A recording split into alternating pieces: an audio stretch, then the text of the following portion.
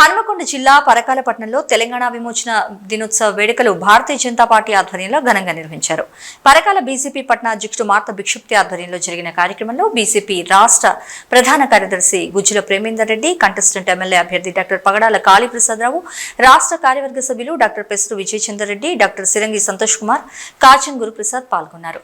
తొలుత అమరవీరుల మైదానంలో అమరవీరులకు నివాళులర్పించి శక్తిస్థల్ వద్ద విమోచన దినోత్సవం సందర్భంగా జాతీయ జెండాను ఆవిష్కరించారు. ఈ సందర్భంగా వారు మాట్లాడుతూ భారతదేశం మొత్తం స్వాతంత్రం 1947 ఆగస్టు 15న వస్తే తెలంగాణకు మాత్రం 1948 సెప్టెంబర్ 17న వచ్చిందంటూ పేర్కొన్నారు.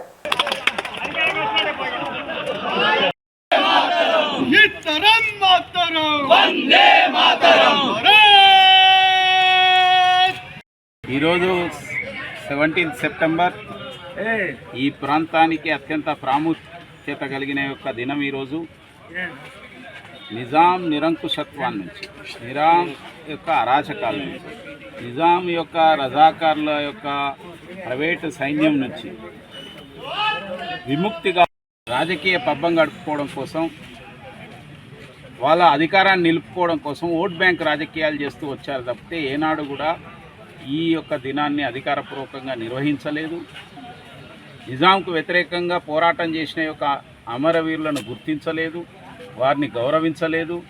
అదేవిధంగా ఈ యొక్క పోరాట చరిత్రను పాఠ్యపుస్తకాల్లో చేర్చాలని ఈ విధంగా అనేక చోట్ల పోరాట యొక్క స్థలాలను స్మృతి కేంద్రాలుగా అభివృద్ధి చేయాలని చెప్పి భారతీయ జనతా పార్టీ డిమాండ్ చేస్తూ వస్తున్నారు.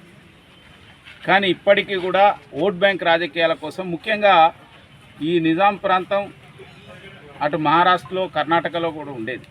అక్కడ జరుగుతుంది అధికారపూర్వకంగా. ఇక్కడ ఎందుకు జరుగుతుంది అంటే కేవలం ఇక్కడ మజ్లిస్ పార్టీ ఉంది కాబట్టి, ఆ మజ్లిస్ పార్టీతోనే అంటగాగుతున్నారు కాబట్టి, గతంలో బీఆర్ఎస్ కానీ ఇప్పుడు కాంగ్రెస్ పార్టీ కానీ వాళ్ళ అడుగులకు మడుగులొత్తుతున్నారు కాబట్టి ఇక్కడ మాత్రం అధికారపూర్వకంగా నిర్వహించడం. ఈరోజు సిగ్గుండాలి రాష్ట్ర ప్రభుత్వానికి. ఈరోజు ప్రజాపాలనా దినోత్సవం అట. ఏమిటి అంటున్నాను నేను ప్రజాపాలన? మీరు మీ యొక్క తెలంగాణ దినోత్సవాన్ని చేసుకుంటున్నారు, మీ స్వతంత్ర దినోత్సవాన్ని నిర్వహిస్తున్నారు. ఇదేంటి ప్రత్యేకమైందని అంటున్నా.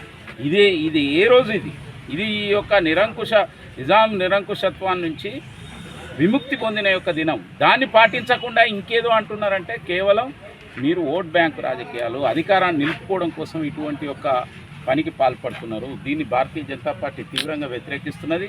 తప్పక తెలంగాణ ప్రజలందరూ కూడా ఆలోచిస్తున్నారు. రాబోయే రోజులలో ఈ బీఆర్ఎస్కు, ఈ కాంగ్రెస్ పార్టీకి తప్పక బుద్ధి చెప్తారు. భారతీయ జనతా పార్టీ అవకాశం వస్తుంది.